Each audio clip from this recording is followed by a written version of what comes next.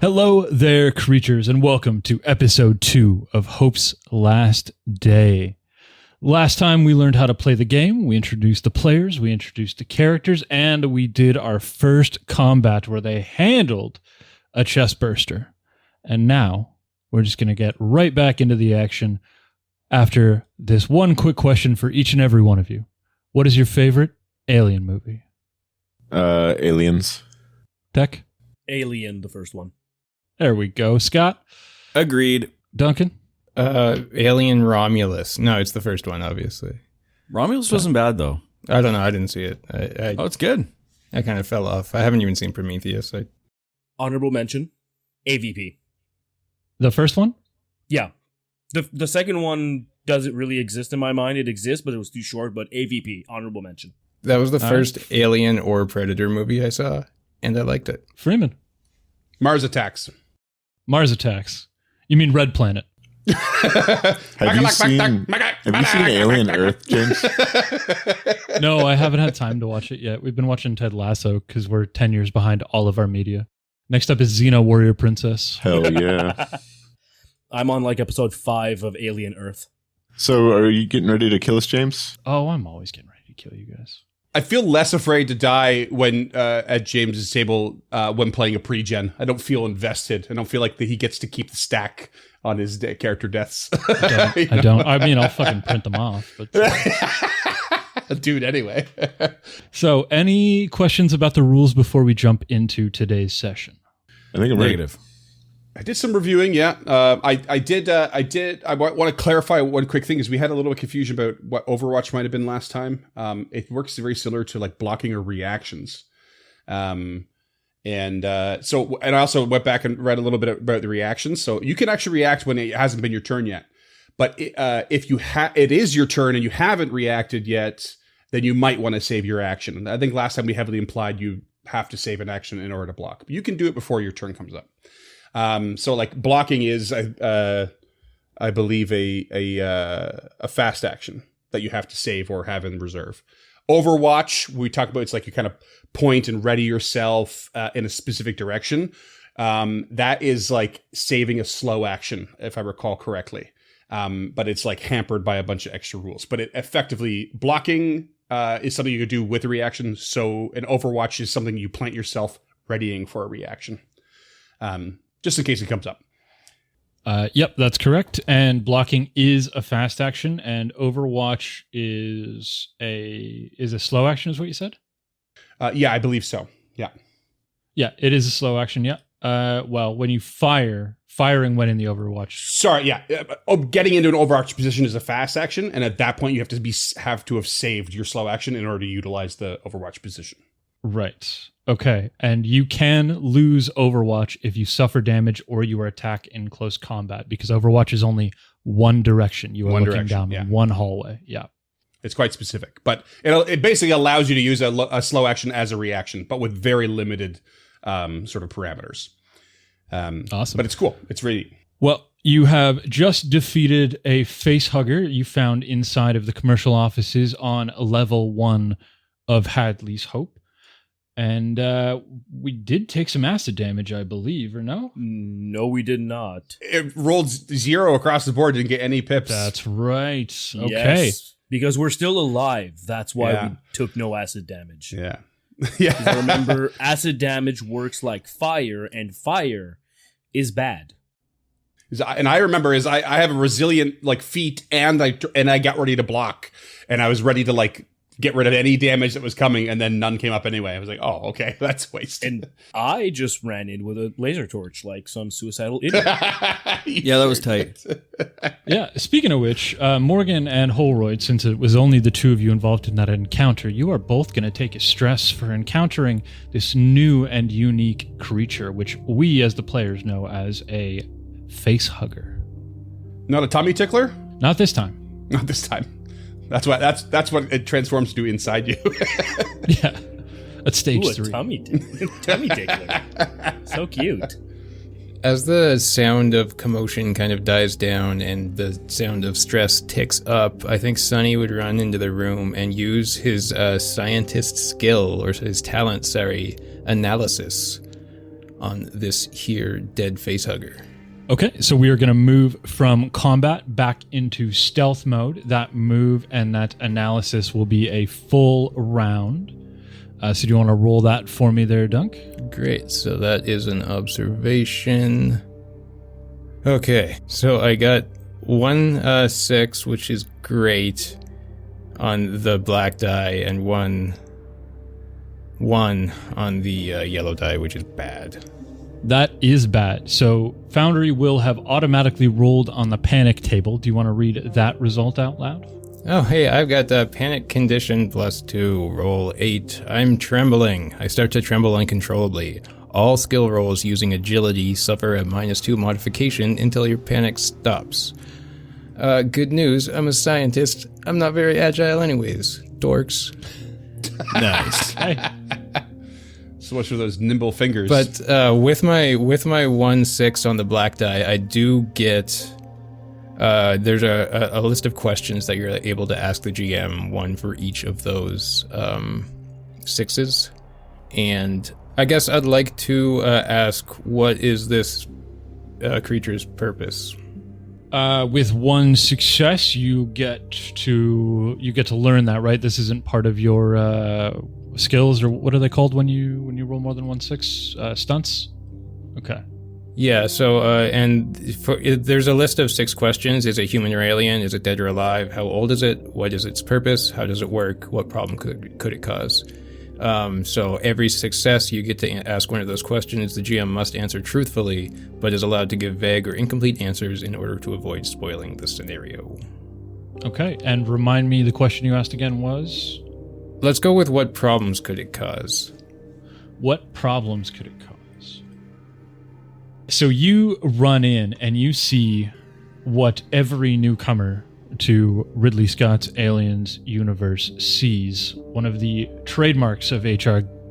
Giger's creatures is this vibrant green blood dripping out of it from where Morgan burnt it with his torch.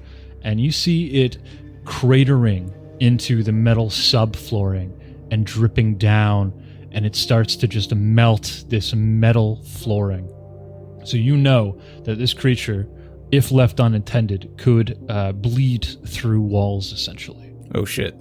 So, visibly trembling, Sonny, just eyes go from the dripping in the floor to the others, like, that could have gone through you as fast as it's going through this floor, and this could burn through the damn walls of the place. We might have to act quickly. I wonder if there's anything any of us would know about that's like more resistant to such a substance than metal. That's me very uneducatedly throwing out an idea, but Like a suit of dead facehuggers. Such as, like, you know, looking around the room going, is there anything we can put that thing into to stop it from boring a hole in the floor? Well, lucky for you, you would know that these creatures have very little blood, so there's not much leaking out of it. There's not like an artery that's been nicked and it's, you know, spouting acid. It's just very small amounts coming out of a facehugger. But for meta knowledge, as far as James knows, the only thing in this universe that can stop xenomorph acid blood is the xenomorph hide, the shell. Right. The carapace or whatever, yeah. Yeah, which we learned from AVP 2. She used a head as a shield. Or AVP 1, yeah. 1, because I remember that, and I don't remember really seeing AVP 2, so yes, 1. She's got the whole, like, alien armor in the 1. And it's safe to assume, like, as the acid kind of hits the floor, it starts to bubble, it's melting it, and then there's fumes coming off, and then eventually just, like, you know, kind of simmers down into its own kind of substance, right? Like, the acid sort of dissipates, yeah. Okay, so if you watch this thing for 3 or 4 minutes, it does slow to a stop, and it's not enough to make it through the floor, but it's, you know, a 6-inch deep crater into this this artificial habitat. That's unnerving as fuck. Yep. Yeah. Morgan looks over it, looks at his laser torch, realizing, well, I almost... that could have ended wrong. Why did you let me do this? Ulrich's just like side-eyeing you with like a unlit half cigar out of his mouth. He's like, I came in before you, and I tried to get it in between you. I didn't let you do anything. You're right. Cooler heads did not prevail. In the future, we should get guns. I don't think fighting these things hand to hand is a great idea. Janice moves into the room and says, "Good job, everyone, but we need to keep quiet. So you did do great. We should continue." Couldn't I observe this room and see if there's anything of note that's worth noticing? Nice. Is observation the one I'm looking for? That's not eloquence. Observation is a roll, yeah. Got him, Dunk. No dice. Literally. Okay. I agree with Mick where we should keep moving and be quiet. Okay, just a reminder, you are searching for either Theodora Comiskey, who you believe to be in the medical bay, which is in Block E, or Miranda Reynolds, who you believe to be on C2. Wait, hold on. I thought we were looking for the survivors first on the lower floor. So, as far what I remember, Sig was able to use one of the consoles and got a bunch of beeps, a bunch of what's the word Bips. I'm looking for? Bips. Yeah, we all know what I'm saying. One of them was, I believe, the doctor, but I forget her name, and her life signs like spiked, then just went like okay. Mm-hmm. No, didn't it spike and then go off, like no heartbeat, and then back to okay? It did. This is tech talking, not what his character knows. This is what I remember from last game. And yeah, we were like, we should go check on them. And there were a lot less survivors than we expected, like 12 out of like the 140 something. Mm-hmm. You saw about 12 blips on the panel while you were checking for motion, and you would expect somewhere in the neighborhood of 150 colonists. So I remember we did discuss like because we need to find like the right key card, whatever. We know it's in possession of these two people. We have two directions going, but we also, as a group, we're like we should save as many people as possible. So I think that's where your thought there came in, Scott. It's like we also want to find this group of people and the survivors and exit with them. Yeah. And the radio told you to go to level -1, and that's where the survivors are hanging out, or supposed to be hanging out, is in the habitat in level -1, which is underground. So maybe that's where your intention was to go? Yeah, I'm pretty certain we had decided that we were going to go down there first and then go find the other ones on the way out. I'm fairly confident, but I didn't re-listen to the episode, so. I mean, the smart thing to do would be to split the party. You son of a bitch. I'm kidding. No, let's not do this. I mean, feel free. Finally, someone else gets Scott's patented "you son of a bitch." But weren't the like the escape craft at level -1 anyways? So wouldn't need the key card first, regardless. No, the escape craft are on level 1, and they're in the north lock is the way to get to the We have to leave the evac. building. We are currently in level 1. We're in block C1 right now. Yep. Yeah, exactly. And we need to go to either E2 for the medical bay Or C2. or C2. Was it C2? C2's above us. Yeah. So I just resent you that map of Hadley's Hope. You just have to click load PDF for some reason. And that will give you kind of an idea again of where you are and where you kind of want to go. Yeah, because our characters would know this place probably like the back of their hands, but we don't. That's why you have the map. Yep. So I'm just gonna move the aliens while y'all are talking, figuring out your next step, because this is part of stealth mode. And then when you're ready, let me know what the next movement is. Just so I remember, behind here there's a stairwell. Oh, feel free to move yourselves around on the map. Okay. Like don't feel like you need to stick in one spot. Sorry, it's E2 for the med lab, which is where one of our targets is. And where was the other target we thought? C2. C2, okay. So C2's right above us. The survivors are in the mass housing in -1? In -1, yep. Mass housing. That's where they're supposed to go. Okay.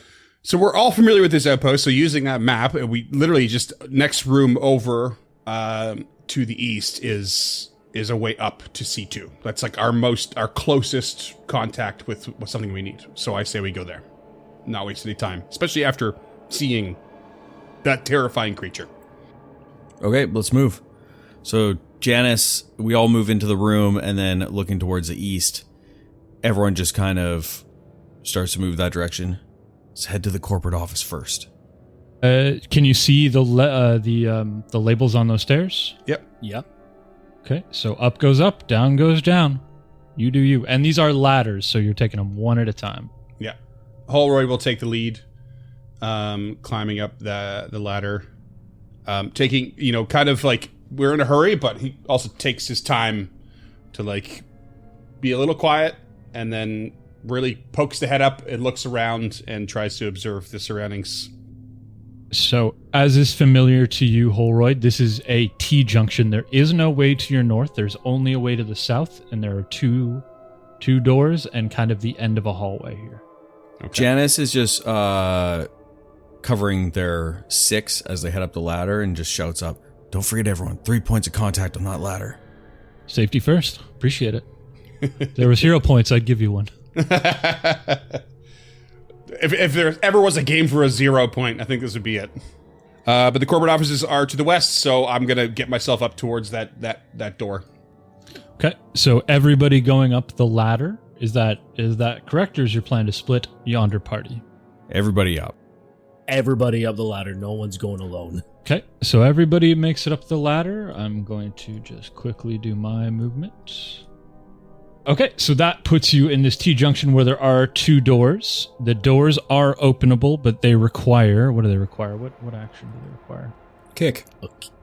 You beat me to it. Okay. Comtech, actually. I mean, you can try and kick it, but this is a bulkhead. Okay.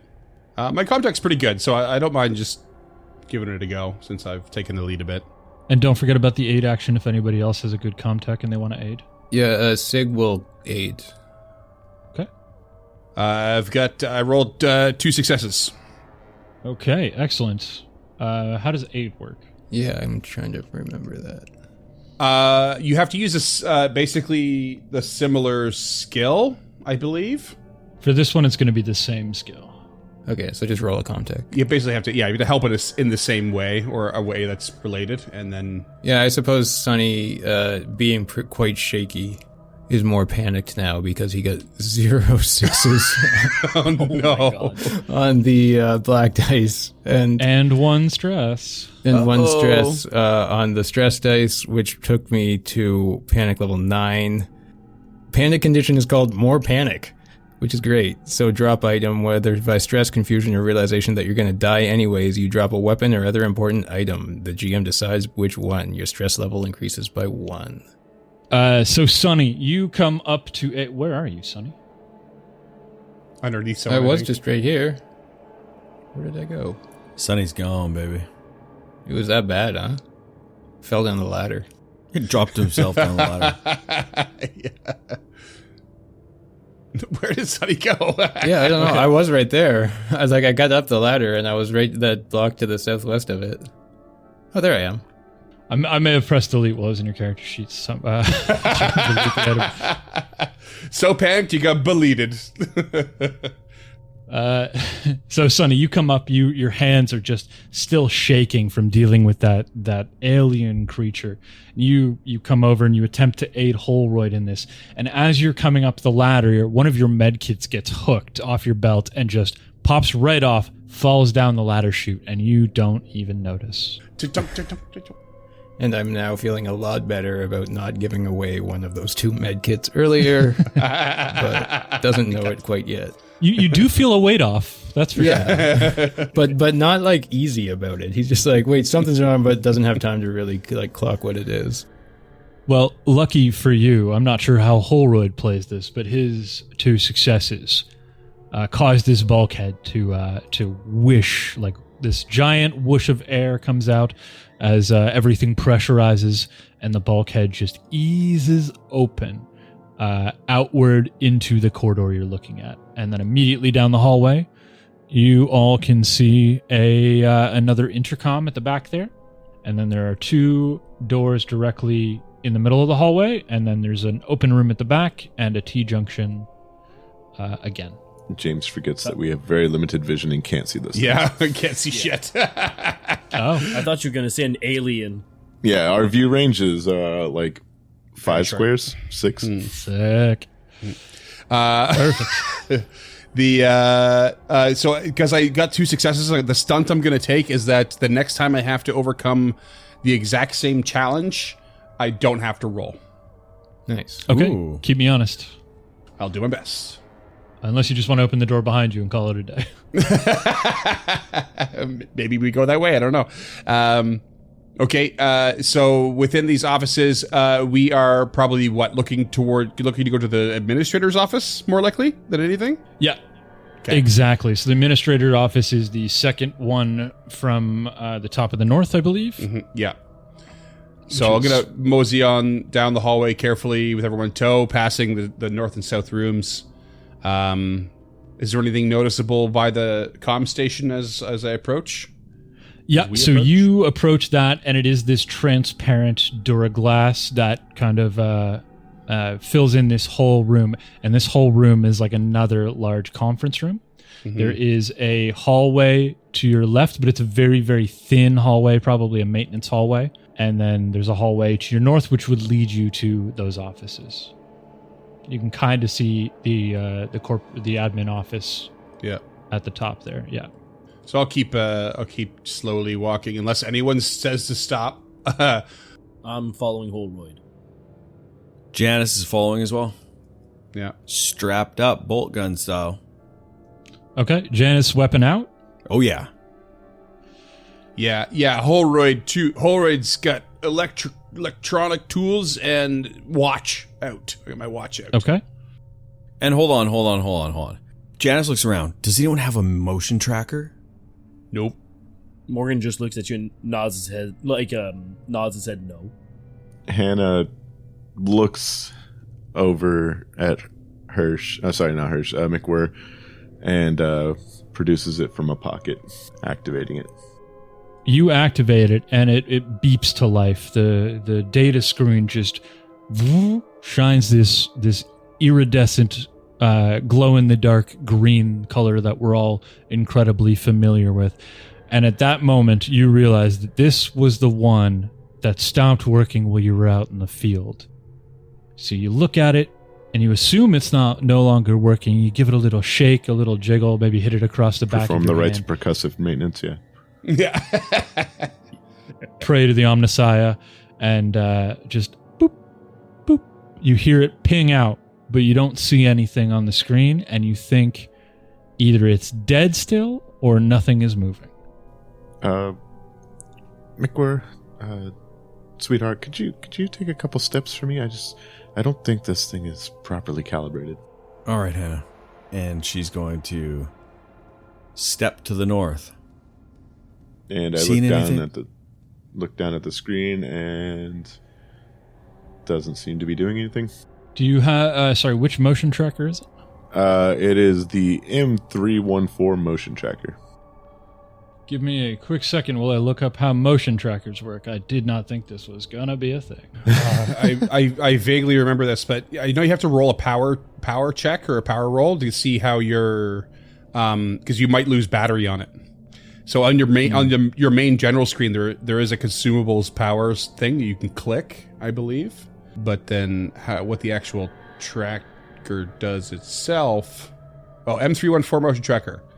Uses a high-powered ultrasonic waves to detect movement within its sensors. Extreme range is in open terrain, long range in closed quarters. Originally designed for the rescue team searching for civilians trapped in cave-ins and collapsed buildings, the tracker soon found its way to blah, blah, blah, blah, blah. It has a power supply roll. You have to roll up a power supply roll after every use. Its battery has power supply level 5 when fully charged. So you have to roll that, and I don't remember if it should automate if it comes up bad for you, and then you lose a bit of power. My supply decreases by 1. What I think happens is there isn't a success on this roll. It's only the 5 yellow die. So what happens is the power ticks down, but what happens is they automatically just identify any creatures up to long range indoors. So you get a ping of that movement every time you use it. However, that doesn't mean you can see the enemy. That just means you're aware of their presence. If you want to see them, you then have to make a successful observation roll if I deem it necessary. And they have to be moving is the other big thing. Yeah, well, part of the stealth mode is that they all move after your turn. So this would be indicative of the previous turn. And let me just check. And it's large only. So you roll that power roll, you flip it on, and you do hear those pips go out, those beeps go out, but they return nothing, and you deem it to be successfully working. But there is no motion except for McWeir on the motion tracker. Tensions are rising. It does seem to be working, sweetheart, but I'm not detecting anything at the moment. All right, let's keep moving then. And Singleton will go ahead. How does this work for power? Does it last for a turn, or is it until I put it away, or? You can use a motion tracker once per turn, capital T. Each time you use it, you must make a power supply roll. Tracker automatically detects the presence of large, moving objects within long range. So every time you use it, you roll the power roll, and we'll assume that if it moved last turn, if it's within those 4 zones, it shows up on your tracker. Okay, so I'm just going to assume that Hannah is still holding it out, but not activating it to send out the ping. Does that work? Yep, totally. Okay. Just to be honest here, I just read that my cutting torch has a power supply of 5. Means last time I should have rolled 4 power as well. Oh yeah. Well then let's do a power roll right now, Morgan. All right. If you just go into your character sheet and click power, it will roll for you. Oh, okay. Yeah, because that's linked. There it we will go. reduce the power automatically. Yeah. So now you see your cutting torch is power 2 because you rolled 1 on those 3 dice. So Okay, it you're was set the at- pool you're rolling is the amount of dice you have, and each time you roll a 6 or a failure, because these are stress die, it ticks it down 1. Oh, okay. Why was I at 3? 2 then? power left. That's just how it starts, I guess. That's just the size of the battery you have. Let me check, because I'm pretty sure I just read that it has a power of 5. That may be how it starts, but that may not be where yours started. Because remember, you guys were out of the that's right. habitat Okay. for a full 24 hours before this Yeah, started. I'm just now realizing I have a set of electronic tools, but the power is at 0. They're spent. Yeah, I'm just We're now discovering that we're fucked. Yeah. When you search a room, when you spend the turn searching a room, one of the things that you can find is a power supply, and it's D3. Okay. Okay. And that power cell, you can just add anything that has a power rating. Alrighty. Well, at least in the future, they've universalized batteries. Yeah.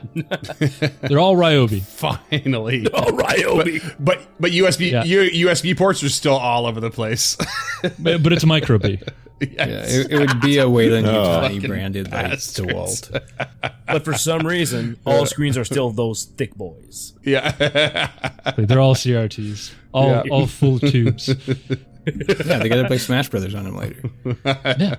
So Janice is going to push past everybody as they walk up towards the administrator's office. So this office does have a door that's closed. Let's say it's just slightly ajar, and there's no light coming from it. Even better. So Janice, with pistol raised, is going to slide in through the door, making as little noise as possible, and fire on the light switch. You do that. You click it open, and in this room at the very back is a row of filing cabinets that have kind of been knocked over. In the center of the room, there is a desk that is splattered with blood, and in the chair is a body slumped over facing the other direction.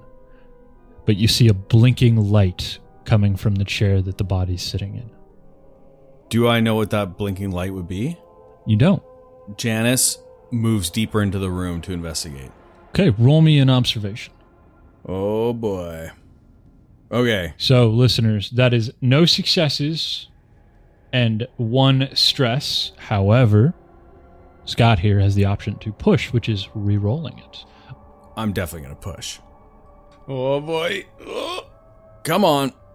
I got 1 success and 1 panic. Okay, and because you pushed, you automatically take a stress. So tell me about that panic. Okay, so I too got the drop item. So that sucks considering I've got my bolt gun in my hands. Yeah.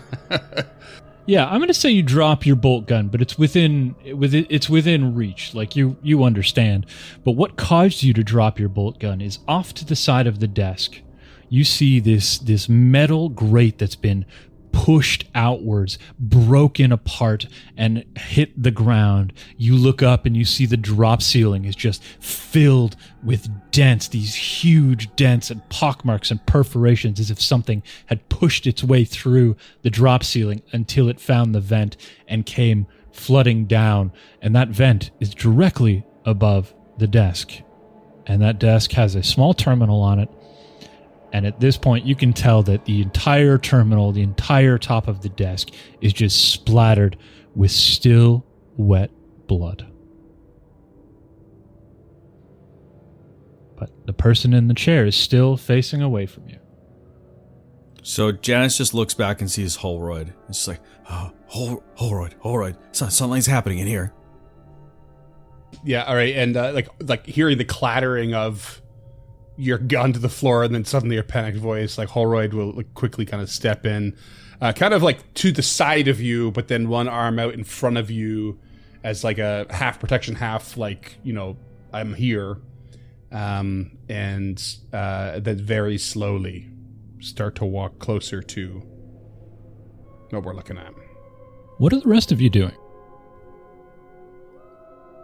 Hannah is just keeping an eye out, watching down the other hallway. Is Hannah taking up an Overwatch position? Yes. Overwatch position is only useful for ranged combat. Oh, yeah, no, then just sticking around the corner, poking the head around. She does have a pistol if she wants to use it. I know, I was trying to keep that a secret. I imagine it's in a holster, you being a military person. But That's fair. Yeah, I mean, assuming that it isn't hidden in some capacity, concealed carry, then yeah, Hannah will go ahead and... If you want a boot pistol, I'll let you have a boot pistol. But the idea of a pilot tucking a Glock down the back of their pants is Yeah, just exactly. beyond me. Hannah's more of a small the back tuck type of gal. That's what I was picturing for the record, Sky's small the back tuck. But yeah, we'll go ahead and draw and take an Overwatch position. Okay. Morgan is just going to move up, be closer to the group instead of, all the way back here between 2 open rooms. Okay, and what about Sunny?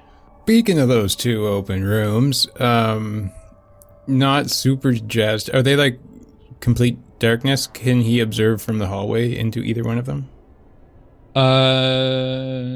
You'd have to make a pretty, let's call it 2 successes on the observation roll. Like what you can see is what you can see. So when you highlight your token on the map, what they can see is what you're able to see. Okay, so pretty well into the room. Okay. So you can choose one room and do an observation roll while everything else is happening if you'd like. Okay, so the one that he's closest to on the east, I'll do an observation roll into that. Doing real well on the not getting panicked. Here we go. So many dice. Oh my god. I got two panicky rolls, but 2 successes. So hey, okay. It's still really bad. We'll talk about the successes here in a second, but what I have in front of me is yet even still more panic. I have frozen. You're frozen by fear or stress for 1 round, losing your next slow action. Your stress level and the stress level of all friendly PCs in short range of you increases by 1. Oh my god. Short range is in the same zone. That would be Hannah and Morgan. Sunny turns to look into this room.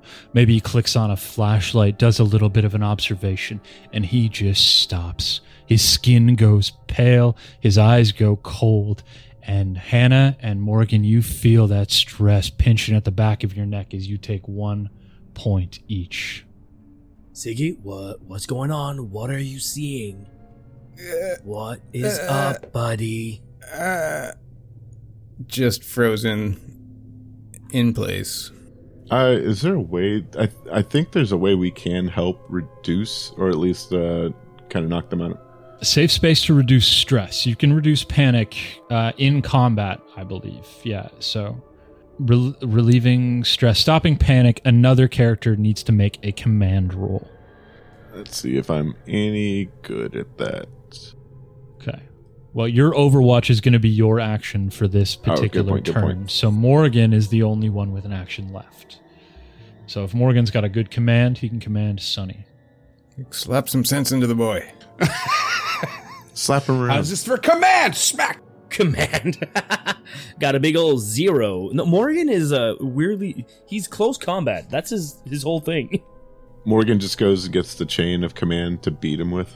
Yeah, I'm gonna go get the chain of command to let you know who's in command. Can I roll even if I have 0? Yeah. It's still governed by your empathy stat, so you still get what your empathy might be as well. Yeah, so it'll still be 2. Look, I'll just roll command. Big ol' 0. Well, at least you didn't hurt yourself or others. There is And that. Sunny, as you're peering into that room, that flashlight beam crosses over what caused you to freeze in fear. And it is a cutting torch with a lit battery inside. But grasping that cutting torch is a severed human hand with a wedding ring on it. Sonny doesn't have a potentially ex-fiancé, does he? I don't think so, but that would be up to Duncan to decide, I think. I don't think he's able to think about it or articulate it too much beyond... I think the hand alone is probably horrific enough, let alone the rock upon which the ring is sitting. So I don't know. He can't really articulate much anyways because he's just fucking frozen in fear for this turn. Okay, I'm going to move the aliens, and that brings us back to all of you who can act again. He said so casually. I'm just going to move the aliens. It's part of the game. I know, but it's I'm terrifying. announcing my turn. I don't like it. Good. Okay, so can you remind me what I'm walking towards again? Because I'm so wrapped up in the panic happening in the hallway here, I've forgotten what I'm doing. You are walking towards an L-shaped desk with a terminal on the north side of it. The top and the terminal are splashed with blood. On the floor in front of it is a broken air vent grate as if something came out of the ceiling. And behind the desk is a brunette in a white lab coat sitting in the chair, head slumped onto one of their shoulders, and something blinking in their lap. Or maybe their hand. It's their hand. With their hand in their lap. Yeah. Yeah. Yeah. Okay, I will bend down to inspect said blinky thing. You spin the chair around, or do you walk around to the other side of the chair? Good questions. The smart thing would be to walk around, I think, but the horror movie thing that would normally happen is to spin the chair. So I'm going to spin the chair. Spin the chair, Mr. Bond. You spin the chair around, and you immediately recognize at least half of Miranda Reynolds' face. The other half seems to just be missing from her nose down to her jaw. It is just gone. There are burn marks all over her torso, and there is just this blood-stained hole in her chest. And you and Janice, because you turned the chair around, are both going to take 1 stress. Mm-hmm. But that blinking in her hand is a small comms device. Okay. Is that my turn, or can I roll a comm tech on that to understand what it is? I'll let you roll a comm tech on that. Is it, let's see here. Exact same challenge. No, it's not the same challenge. Okay. I'll roll a comm tech. Here we go. Nope. All zeros. Got nothing. Okay. Oh, got nothing out of 7 dice. You identify it as a small handheld comm device. And looking at the Wayland Yutani insignia on it, you imagine that these are corporately linked, but Holroyd, in this particular instance, has no idea who would be on the other side of this handheld comms device. Think walkie-talkie. Yeah. I'll knowing it's out of my purview, I'm, after all, just like sort of like one of the...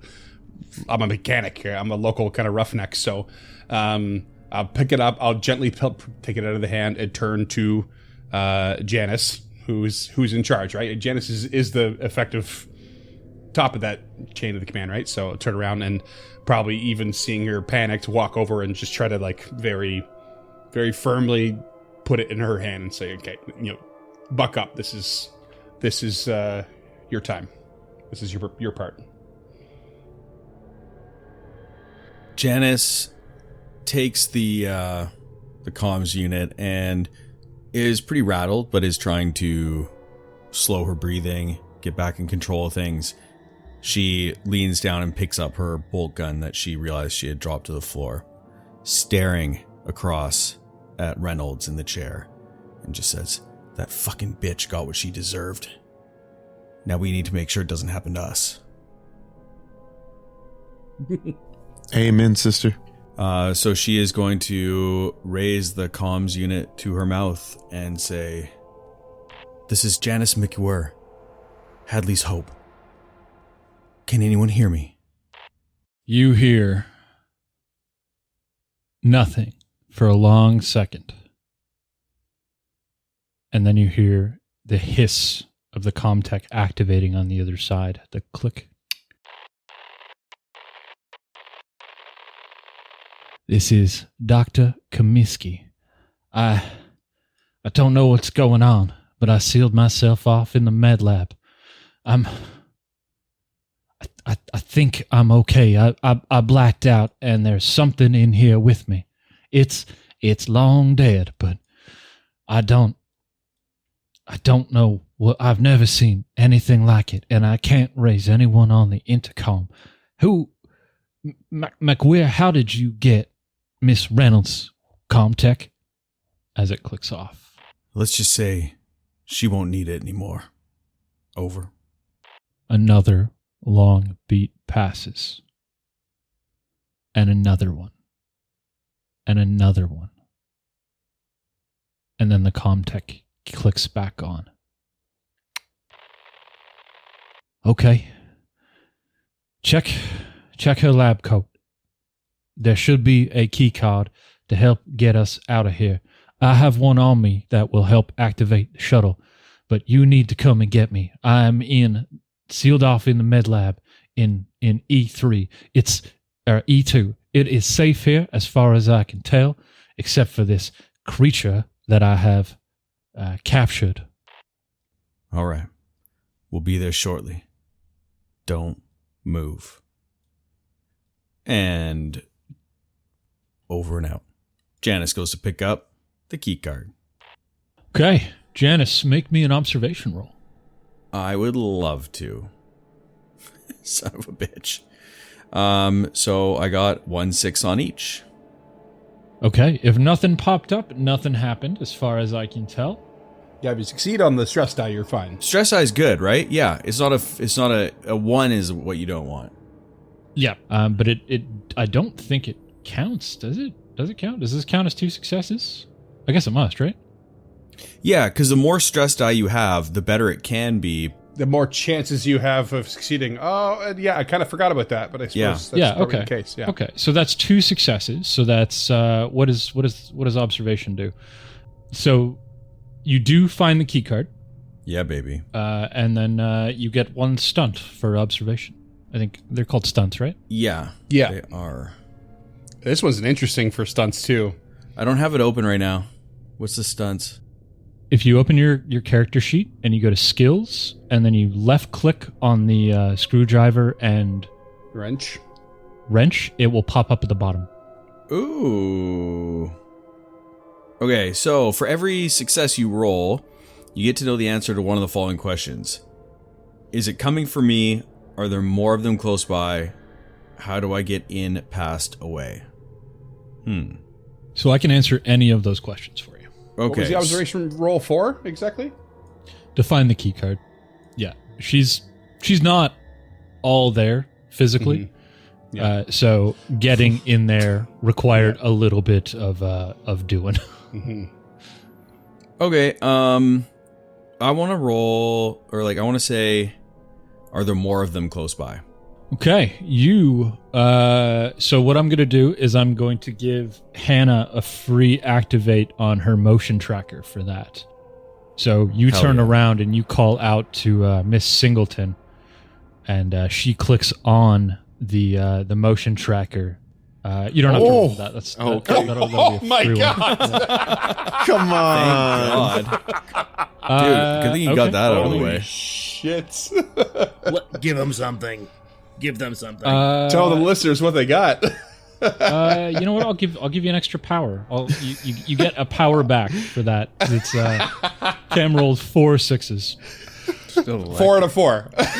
Done. Yeah. So Oh, that's you're good. back up to 5 power. Yeah. You've accidentally you've charged this somehow.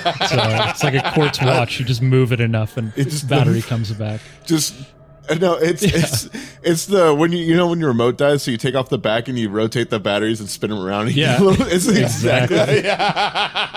Yes.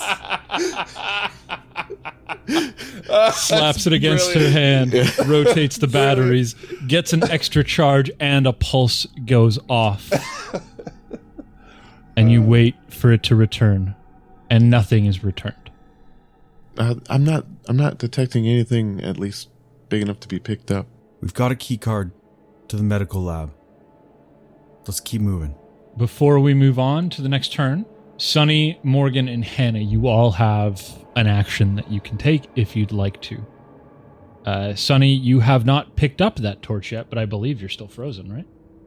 Am I still frozen? Yeah, I guess this would be the turn that I'm frozen for, so... Yeah.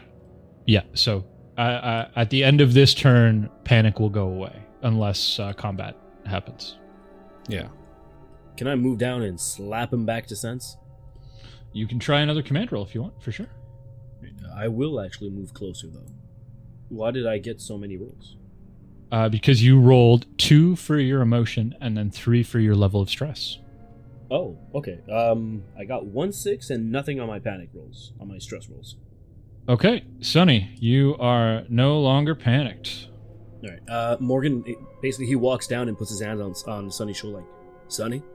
Sorry, I'm picking all your Texan accents. Oh, go south then all of a sudden. So let me. That's why I went southern, because it would just be easy. Easier, yeah.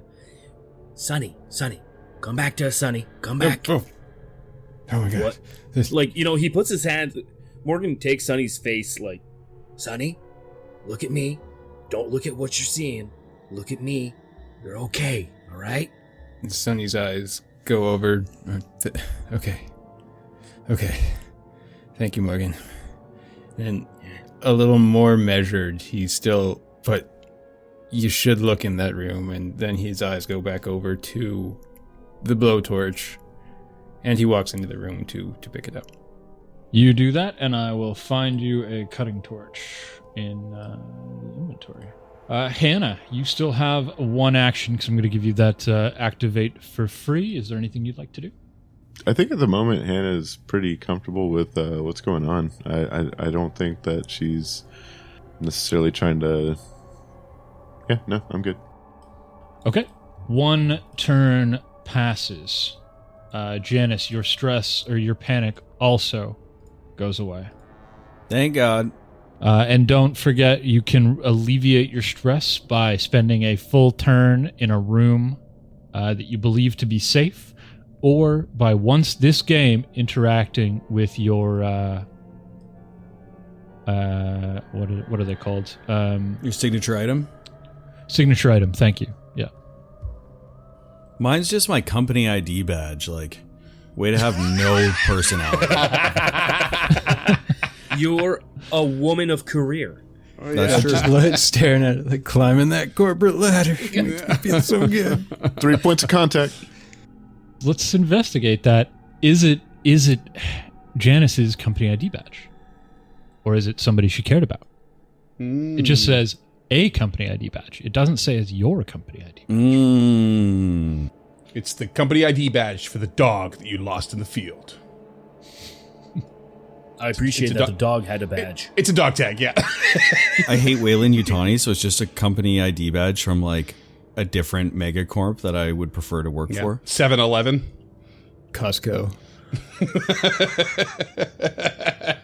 Space Costco. God damn. In space, no one can hear the savings. Oh, jeez. I love that one. That's good. That doesn't make it to the app. It's definitely making it to the blooper reel. First time we title an episode from a blooper. Yeah. In space, no one can hear the savings. Fuck's sake. You know, I didn't think I needed 6 bolt guns, but at this price... Hot dogs are still $1.50 after 200 years. Janice moves back into the hallway. The fastest way to get to the med bay that you would know of would be to go back the way you came and then just keep heading down that into B block and then south from B block into the med lab, which is in E block. But if you're going to go through the command quarters anyway, Janice would certainly know that there's an armory there. Okay, so as they're moving past that area, Janice says, "Hold up. Let's take a look in the armory. Gear up. You got a couple of turns. You got a couple of We're turns not to even get to there B block. yet. Yeah. Once we get there, let's grab some shit." I wouldn't mind a ranged weapon. Okay, Holroyd will take the lead again, kind of like trying to keep like pretty happy that Janice is like still in command despite being rattled, but like, you know, he's a beefy boy, so he's just gonna put himself in harm's way, and we'll head back towards that T junction, I guess. So it'll be one turn to get there. Okay. And then I'm just going to let you open that door for free if you want because of that previous Comtech roll. But that's up to you. You can roll again or save it for later. Okay. No, happy to do that. Yeah. So that's one full turn there. Sorry, I just got to take my turn. No. I know, right? The aliens learned a valuable lesson about nonviolence and all went home. They weirdly became no longer hyper aggressive. They were really just trying to hug us. And not face Still hug. are. Yeah, they were all the whole Damn it. body huggers if you let them. That doesn't sound better, actually. Doesn't sound worse. The whole thing in Aliens, they just want to hug people, and no one lets them, so it makes them mad. Well, John Hurt let them, but that did not go his way, if y'all remember correctly. Okay, that's my turn. Back to the action. Holroyd just walks up and Jedi mind tricks this door open, and it is all of your turn. Oh yeah, spoilers. We did a crossover. I'm a Jedi. Love it. I'm not correcting him. That will definitely help in this adventure. If I don't find a fucking Kyber crystal in this fucking crew quarters, I'm gonna be pissed. Just wave your hand in front of the next xenomorph and see how fucking good it does you. It works on the xenomorph, but not its mouth. This is another bulkhead at the end of the hallway. This one is unlocked. Oh, okay. I will open it. Okay, so directly in front of you is the command quarters, also known as B2. Directly above you is on the wall is a mainframe terminal and another intercom. And then there's a T-junction to the north, you would know, is a small staging area and a ladder that leads down to level 1. And the just general command quarters, like the operational director quarters would be directly north of you, and the armory is directly south of you. So Janice rounds the corner, heading south. And with her bolt gun in hand, we'll do a little bit of Overwatch and be like, all right, head on in there. Get some weapons. Okay. So the door to the armory is locked. It is locked and this is called a hard roll. So this will be a concept roll -2 to open the locks. Can I use my cutting torch in a manner to open the door? Like, Ooh. no? Okay. Oh. Let me check. I don't think I know I'm not so. the best at concept in the party. I'm decent, but I'm not the best. So if someone else wants to take the lead, they can. Sonny's pretty good with a +3 on top of his 4 wits. Oh yes, I'm just a +2 on top. Okay. Yeah, and I've got a nice, healthy fucking batch of stress die to throw at it too, so... Yeah, you can attempt to cut through this door, Alex, but it's going to take some time, which means it's going to take some power. Okay. Just asking if there's a way to use it, but I'll let the comm guys do it. Nerds to the rescue. Okay. When you're rolling Comtech, right-click and then do your -2 modifier because we're removing 2 dice from that pool. The modifier isn't modifying the dice roll, it's modifying the amount of dice, so it has to be done pre-roll. Okay, so -2 base modifier. Yeah. I got 1 success. Nice. 1 success. Move yourselves on the map to the appropriate marching order here for me, and let me know what everybody else is doing. Sonny, you got to be in front of the door for this. I'm kind of backing up Sunny. Sorry, the map is just... Yeah, there we go. Okay, so Hannah's overwatching north or south, or what's the plan here? Janice is looking north. Can I overwatch to the door? To this door? The Yeah. one you guys are trying to get into? Yeah, sure, why not? Okay. Then yes, that way. Okay, so I'm just going to move you so you're kind of in this doorway here so you can see over. Oh, there's a room around back there. Holwood and so, Okay. Yeah. Yeah, I'm overwatching to the east then. Okay, Morgan, is there anything you want to be doing at this point, or are you just hanging on for dear life here?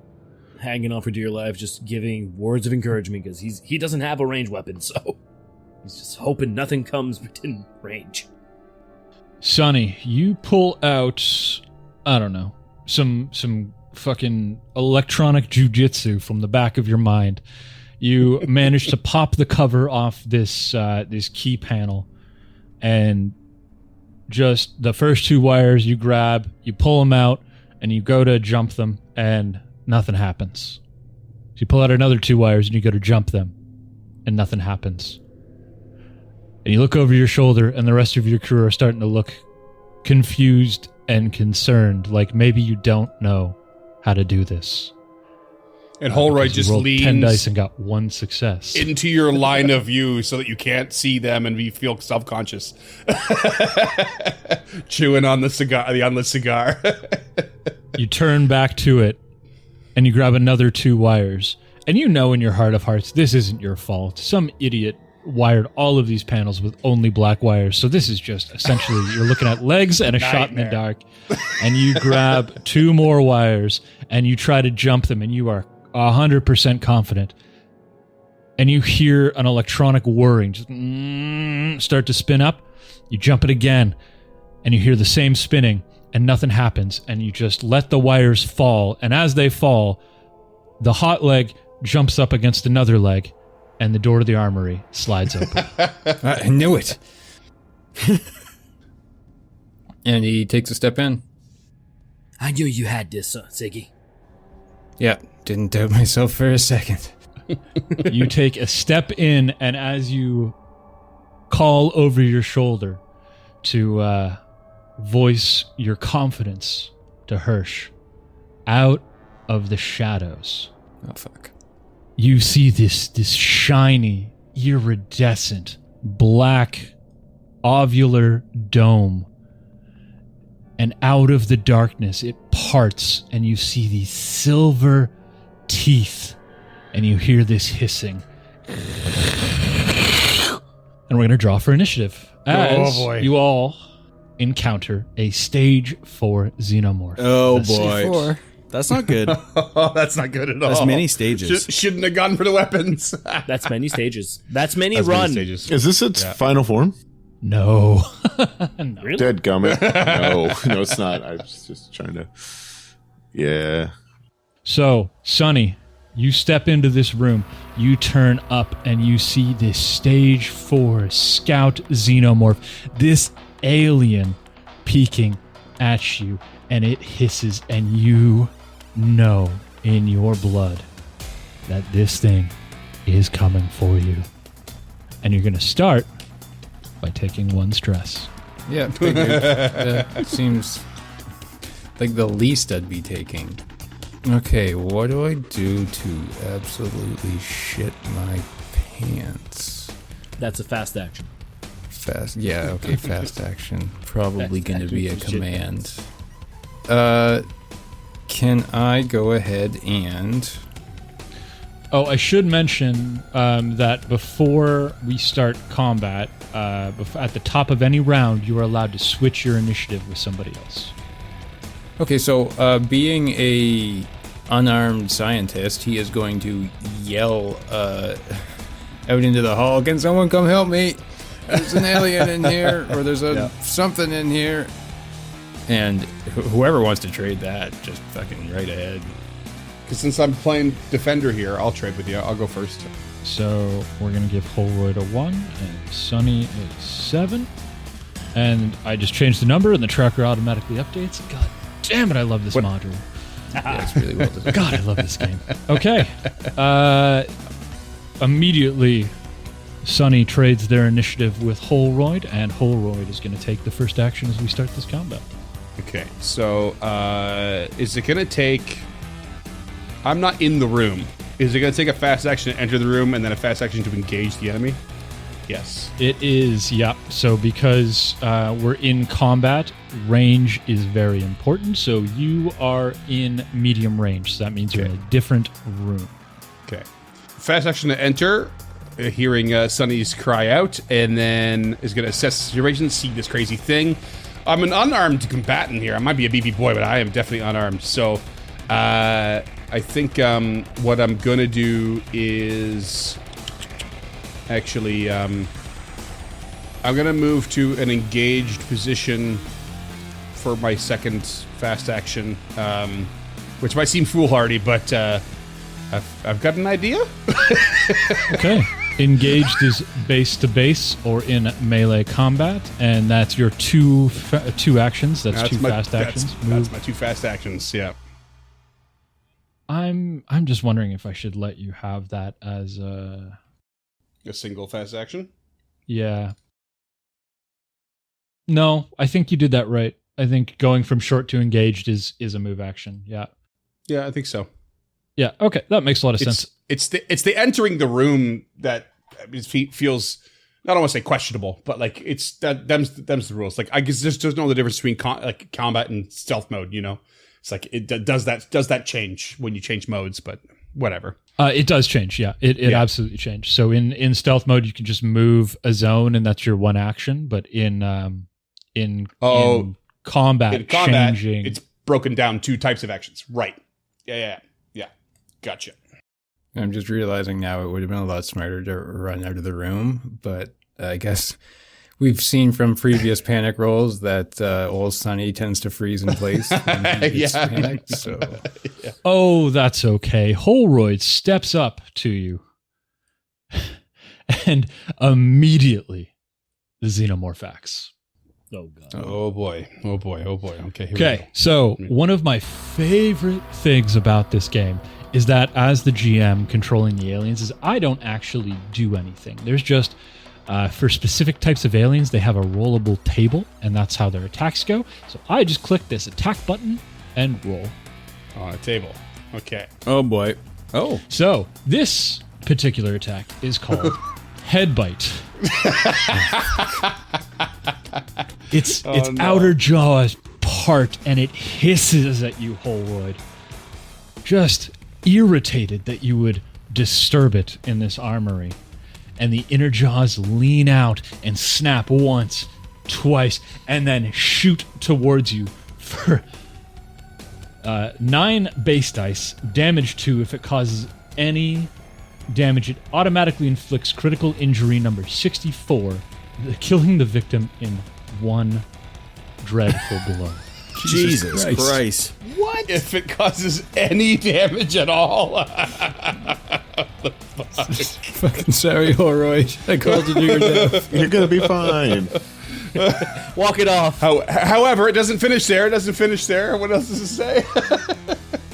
However, should the GM wish, the target can remain alive to start the ovomorphing process. Oh, However, that's not what I was hoping for. Lucky for Holroyd, this scout did not expect you, and it misses with that head bite. Oh, shit. 9 dice, and not a 9. single one of them was a 6. Thank I stole the luck last time with My those 4 palms are sixes. sweaty. Thanks, Space God. The hair on the back of my neck literally stood up. Oh, man. Good. Instant death. I thought Holder was dead. Headbite's brutal. Headbite is brutal. Morgan. So we know we're hoping guns are in here. Holroy ran in. Morgan is gonna do the dumb thing and run in, trying to get a ranged weapon. Okay, so there is ranged weapons here. It will take the entirety of your turn to pick one up, but there are exactly 2. There is a 357 Magnum revolver and a 37 A2 12-gauge pump action shot. Both great options. Yeah, I'm wondering if he is Morgan a shotgun guy or a revolver guy. So my munchkin, my evil munchkin ass is just wondering, do shotguns in this game spread out? Because while I do like the idea of running into a trench and firing a spread, I don't like being in a hallway with my friends and firing a spread. They don't have a blast, so they don't spread. Yeah, Okay, this so- is slugs, not Even if it was buckshot, like it's not going to scatter enough at that. Like you shoot birds with these things at hundreds of feet. So. Yeah, but because I'm just thinking we're in tight hallways. I'm thinking tight hallways. tight hallways are where shotguns thrive. This is like their only use is in tight This quarters. is fair. So Morgan will run in, grab the shotgun, kisses Okay. crossed, grab the shotgun, and Shotguns in your inventory. yeah, look at the alien. You were created by any god I worship, and I will make it my job to end you. So you run in, grab this shotgun off the rack, level it at the alien, and take your first good look at the xenomorph. This shiny black skin, this spit-filled mouth, a smaller jaw inside of the other jaw, and this thrashing tail with a razor blade on the end. And you're going to take 1 stress, and we're going to go to Hannah. The minute you said that, I'm like, click the stress. Is this the 12 gauge pump action? Is that what we're looking at? Yep. Yep. Hannah will use. It'd be a fast move to the doorway. Yeah. Yeah, it'll be a fast to move into the room. Yeah. Okay, and then I can use my slow to shoot the Xeno. I think so. I don't have your actions. Double checking. Yep, shoot firearm. Yep, range combat. Yep. Okay. So with the pistol, I have a +2. Is it going to roll all? Wait, can I click? Yeah, anything so if you in go to here? your inventory and you click, you have to move it to your active slot. And I go here. Awesome. Okay, I'm going to go ahead and fire my gun. 2 6s on 9 dice. 1 damage. Okay. I am going to roll my armor real quick because the xenomorphs are armored. That's 8 die that I'm rolling for the scout, and each success nullifies one of your successes. So that's 1. So that would bring you down to a single success. Okay. And for reload, is it after each time you fire the gun? I couldn't find. No, so reloading is only required when take a stress. So when you take a stress, that's when your ammo runs out. Okay. Unless a weapon specifies it, I think, because there is like the bolt gun. Maybe you're right. It says I know the bolt gun says it requires a slow action to reload, but I guess when you need to reload is triggered by stress. You're not counting clips. You're not counting animos and clips. Yeah, so whenever you fire a weapon and roll a 1 or more on your stress die, you have emptied your magazine. So in that ranged combat, if you roll 1, if that yellow die came up a 6, you would be out of ammo. Your gun would click empty after that attack resolved. You've basically panic fired it, which is great. That's so much cooler than tracking ammo and also like feeling like a movie. Oh, Yeah, right? for real. Yeah, Okay, it's so so how much damage does your pistol do there, Hannah? 1 whole damage. When the HP's this low, that's... Oh yeah, no, I'm not mad. I didn't realize that I can push on that. I probably would have, but I'll do it next time. You can push now if you want. It's still your turn. I just wanted to ask, because Cam rolled 2 successes or just 1? 2 successes, and then I rolled my armor, and Okay. my armor reduced the amount of successes by 1. Because I got Okay, 1 so- success on my armor roll. Like, so here, what I'm reading in range combat, for every extra success you roll, choose a stunt. Would that work here, or not because No. you reduced it? Because of my armor reduction. Okay. Sorry for cutting out. I was reading. No, it it's a wrong. good question. Yeah. That, as far as I'm aware, that those are the rules. Those are the rules we're Okay. going to play by today because that's how I understand them. However, because this xenomorph does take physical damage, one of the fun things is All right. acid splash. Yep. So each type of xenomorph inflicts a different level of acid damage. Only damages that draw blood cause an acid splash. Hence, fire does not have this attack. The bigger the xenomorph, the more damage, the greater the splash. So the strength of an acid splash is based on the rating of the xenomorph plus the amount of damage that the xenomorph took. So I'm going to be rolling 9 dice. 5? 9. Real No, quick 9. for this, because you said I could push. Do you mind if I go ahead and push? Yeah. Okay. I will do acid splash after. Yeah. Go All ahead. right, and I also have a special skill called Reckless. I live for the rush of adrenaline through my veins, pushing harder than others there. I can push any skill roll based on agility twice, not just once. So I can go ahead and push. Remember, each time you push, you It take a does- stress. Yes, I do. So I know that I'm going to have to reload after this, but we're hoping. Maybe. 4 total successes, so 3 damage go through. Oh, yeah. Okay. Do you want to? I almost want to push again. You can't push twice. I can. I have Reckless. Hannah has a thing. Oh. Yeah. Reckless. Cool. It just increases the dice you're gonna have to take, Freeman. And pushing the roll actually does stack with the previous attempt. Is that Yes. right? Your damage? Wow. I thought it maybe replaced not. it. I think it does replace it. It says you have a total of 4 successes. Following the push, you have a total of 4 successes. It literally says Oh, it does in the say game. that. It does Oh, say shit. that. Okay. Yeah. Okay, so it is cumulative. Okay, so acid splash is No. 11 dice and not a single 6. So 3 bullets penetrate this xenomorph. It shrieks and howls in a way you've never heard before. And Hannah, if you haven't taken stress from seeing this thing, now is the time. Okay. And that acid blood you all see shoot out the back of it and land against the wall, and it starts to melt the wall. Janice, shit is going down on your watch, and it is your turn. Okay, Janice is going to fast action enter the room. And then also will raise the bolt gun and just be like, oh my fucking god, and take a shot. All right. Ooh, 2 6s and nothing on my insane amount of stress die. That is 3 successes on my armor roll. So just pink, all shots off the plate. But I will give you your stunt, I think. Okay, so I can inflict 1 more point of damage, pin down the enemy, change initiative score, they drop their weapon, they fall to the ground or are pushed back. Well, there's no sick airlock or something to push them into. 2 or 5 is pretty sick.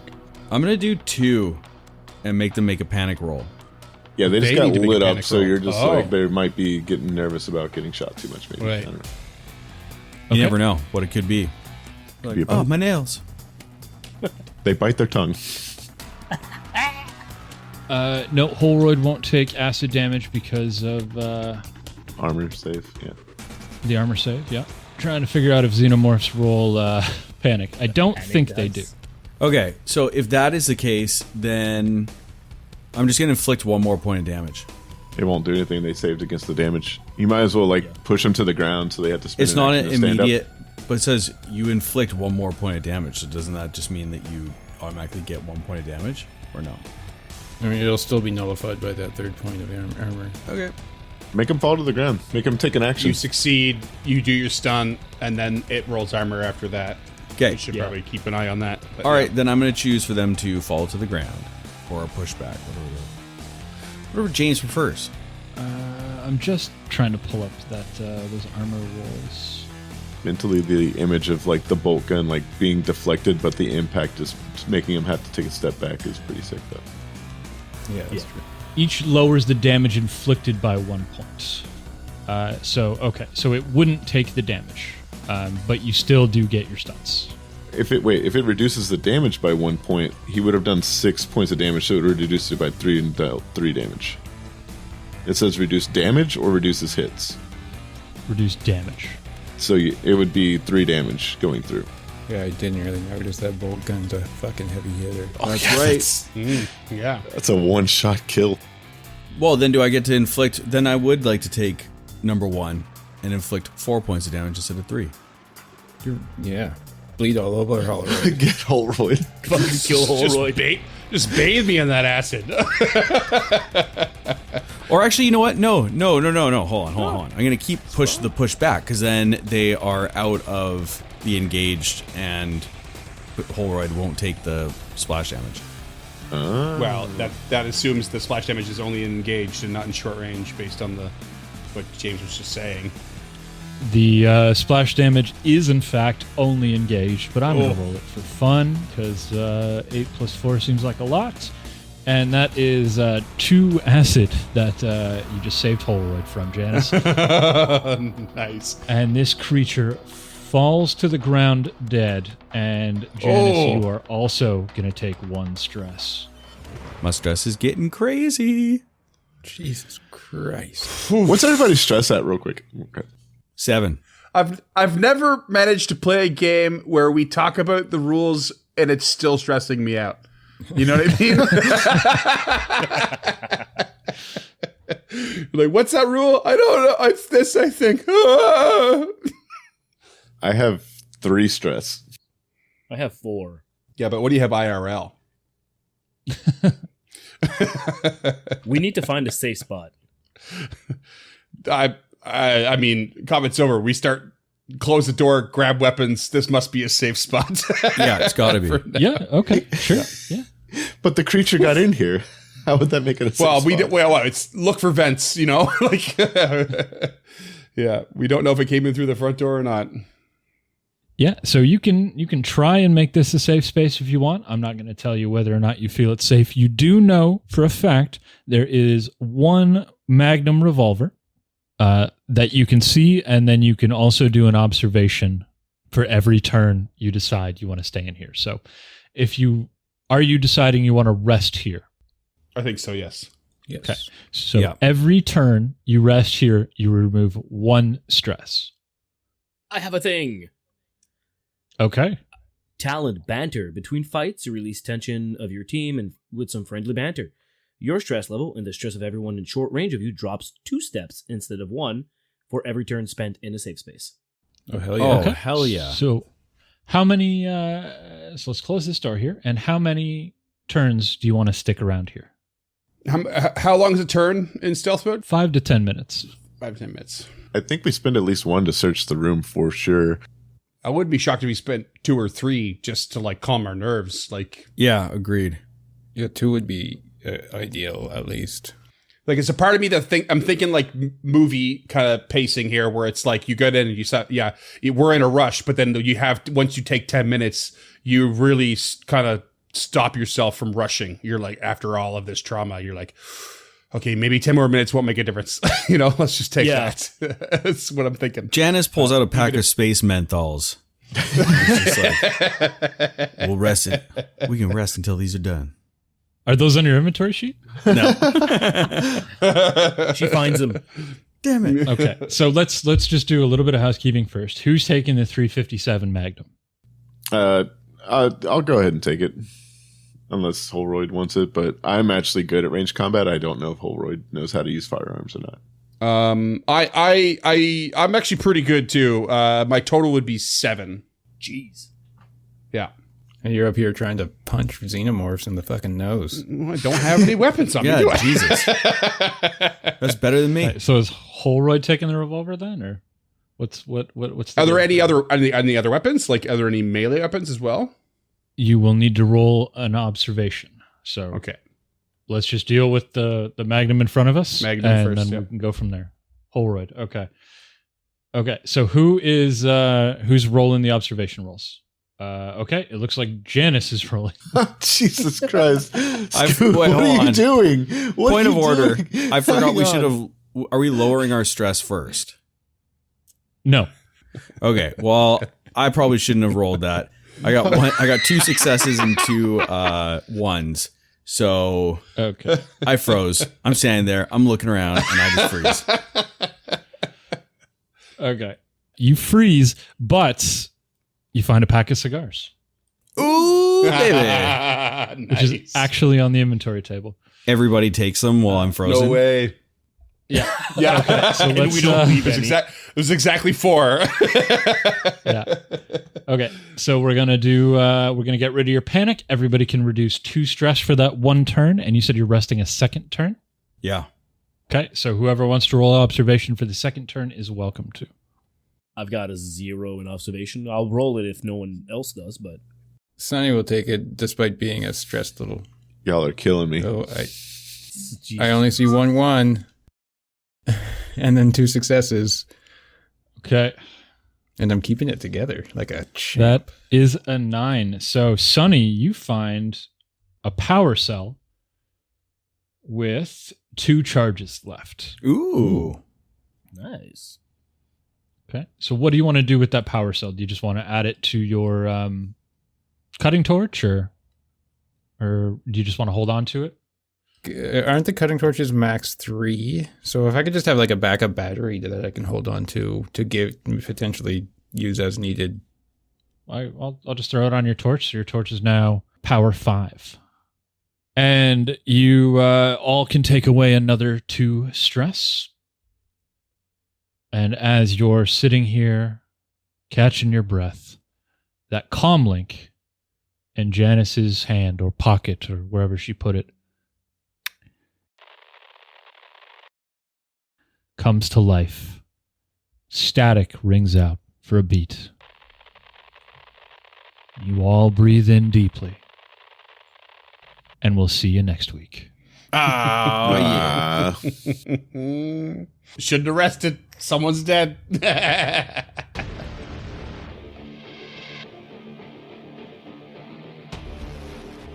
Hope's Last Day is an actual play podcast of the Alien TTRPG starter adventure, Hope's Last Day, and is produced by the Uncharted North Network. Hope's Last Day uses Free League Publishing's Alien, the role-playing game's rule sets, developed by Free League Publishing, used with permission. Hope's Last Day is not published, endorsed, or specifically approved by Free League or 20th Century Fox. For more information about Free League and Free League products, please visit freeleaguepublishing.com. Music and sound effects are licensed by Epidemic Sound through Full Round Action Gaming. Hope's Last Day is recorded remotely using Foundry Virtual Tabletop and the Forge VTT hosting service. If you wish to support this project, past projects, or projects to come, please visit us at unchartednorth.ca or patreon.com/unchartednorth. Links to all credits can be found in the description, and thank you for listening.